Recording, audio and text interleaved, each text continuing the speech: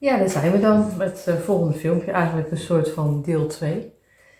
En nou, even dezelfde legging die ik natuurlijk heb gedaan de vorige keer wat betreft de werklegging. En wat natuurlijk heel belangrijk is, en sowieso in welke legging je legt als grote legging, of grote reading, is het gewoon heel belangrijk dat je kijkt naar de hoekkaarten. Want de hoekkaarten spelen een enorme grote rol en zijn ook mega belangrijk. Ja, wat zijn de hoekkaarten? Dat zijn deze twee en deze twee. Ze zitten natuurlijk allemaal op een hoek. Dat zijn meestal als je dus met, zeg maar, nu werken we met 4 keer 9. Dus 4 keer 9 rijen. Dus dat wordt 36. Maar als je werkt met 8 rijen en hier nog 4 eronder, hè, dat je nog 4 eronder hebt hier, dan zijn dat altijd de kaarten die belangrijk zijn. Dus de 4 kaarten die eronder liggen, hè? Dus werk je met 8 keer 4 rijen en 4 kaarten die eronder liggen, zijn die 4 kaarten die eronder liggen, geven nog eens extra's aan, wat heel belangrijk is. Nou, dat zijn dus bij de 4 keer 9 legging de hoekkaarten. Dus in principe maakt het ook niet uit welke reading je doet, of je nou de 9 keer 4 legging doet, of de 8 keer 4 legging en nog 4 eronder stopt. Het komt allemaal op hetzelfde neer. Dus de hoekkaarten. Nou, dat zijn deze. Voor mij een nieuw begin. Het kan ook een einde zijn als jij daar een einde aan geeft. Nou, de beer heeft altijd te maken met kracht, maar ook te maken hebben in werk. Dat heeft wel te maken met nieuwe dingen die er aan de hand zijn. Nou, de ooievaar, dat heeft te maken met verandering, maar dan ook wel een mega verandering, want het is een hoekkaart. Geldt ook voor deze, hè, en wel een mega verandering in nieuwe dingen, om het zo maar te zeggen, nieuwe dingen uitproberen. En dit heeft echt wel te maken met werk. Hè, dat is de hoekkaart die natuurlijk hier ligt. En dat heeft te maken met mega veel werk. Goed. Dit heeft ook wat te maken met jezelf eigenlijk weer bewijzen in allerlei soorten nieuw werk. Dat staat hier ook wel voor. Nou, de hoekkaarten die het krachtigste zijn, dat zijn de bovenste. Dus het nieuwe begin, die is het krachtigst. En jezelf bewijzen is ook het krachtigst. En dan natuurlijk wel de mega verandering, die hebben we ook. En natuurlijk het werk op zich, dat is deze. Goed. Nou kan je met de hoekkaarten, kun je die optellen. Om zo het meest krachtige te gaan ontdekken. Hè, wat er speelt nu.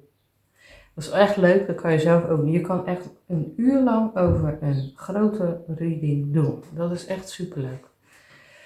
Nou, je begint altijd links, bovenaan, 8.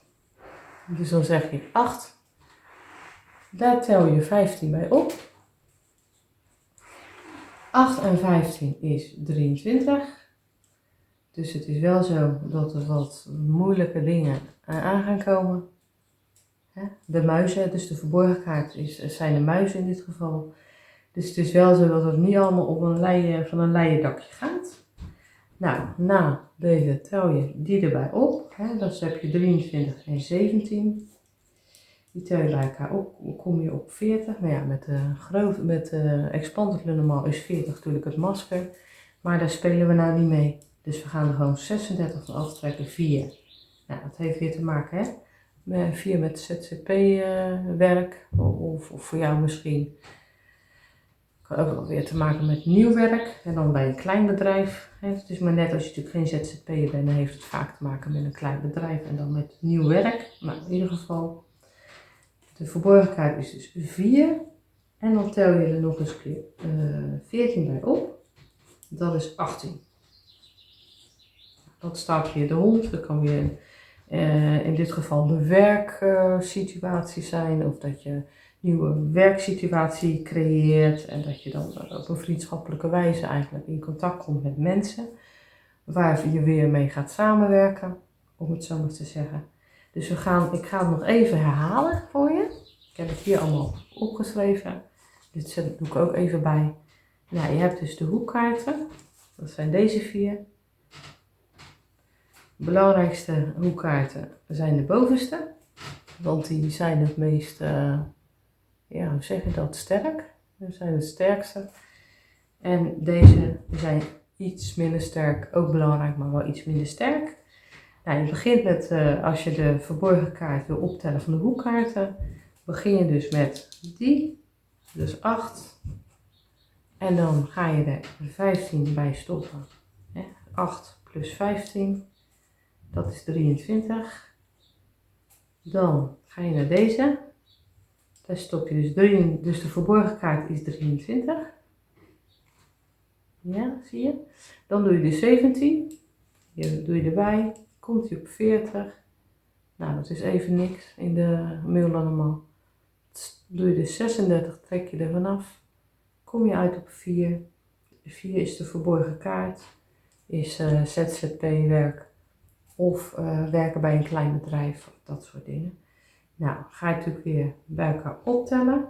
Want je hebt deze kaart als laatste. Dus 14 tel je er weer bij op. Wordt het 18.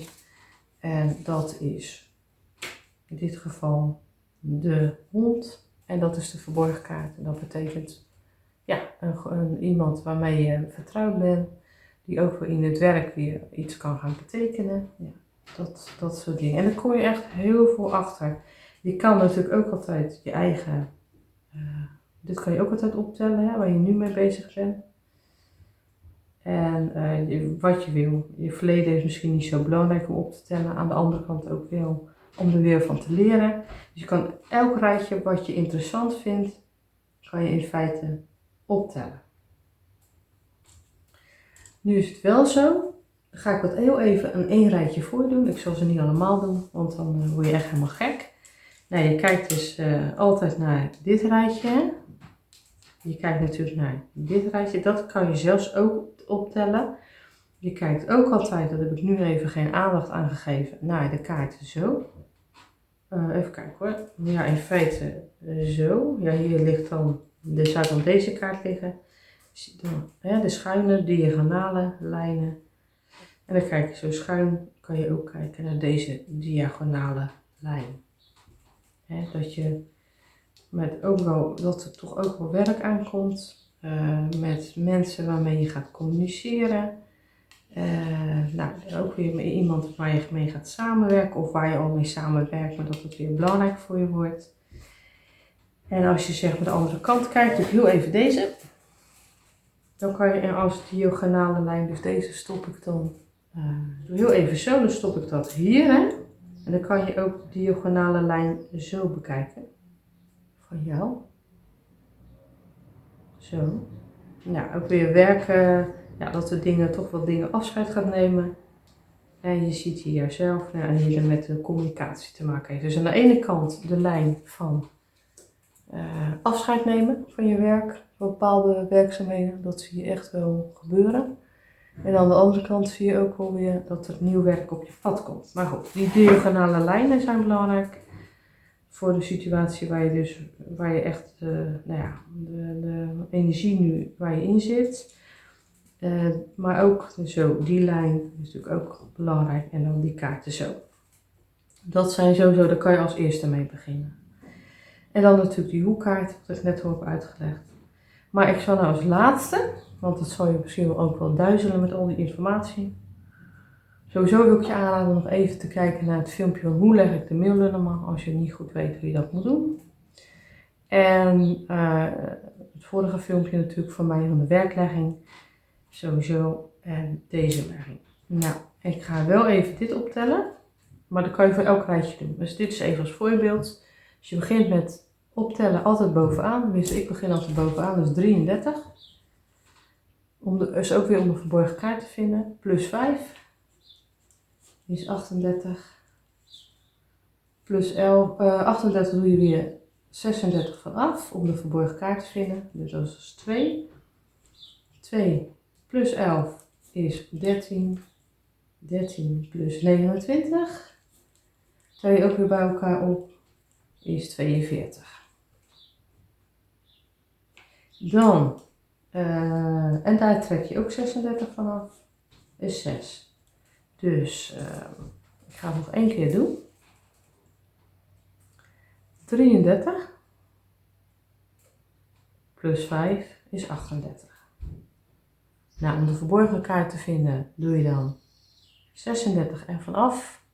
Dat wordt 2. Nou, 2 is dus een beginnend geluk. Of een beginnend werksituatie. In ieder geval iets. Dan 2, want de verborgen kaart was 2 plus 11 plus deze is 13. Dus de verborgen kaart is dan 13. Dus het kindje heeft ook alweer te maken met groei en dat soort dingen. En dan ga je dus, dan heb je dus 13, de verborgen kaart. En daar, van 13 tel je weer 29 bij op. Dat wordt 42. En om dan de verborgen kaart te vinden, moet je er 36 van aftrekken. Heb je 6. 6 kan ook weer een samenwerking met een man zijn of van na regen komt zonneschijn, dat soort dingen. Goed, het was best wel veel. Nou is een grote legging of grote reading is altijd veel. Daarom is het ook, ja, ik heb het in het begin op zich wel zelf gedaan, maar ik kan me wel goed voorstellen dat jij dat wel lastig vindt natuurlijk als je pas de kaarten legt. Dat is natuurlijk ook wel mega lastig. Ja, goed. Dit is het dus. En ik vond het leuk om te doen. In ieder geval heb je hier wel een hoop aan. En kan je er weer verder mee. Ja, mocht er toch nog een vraag zijn over deze, specifiek deze reading, dan hoor ik hem graag van je. Tot ziens.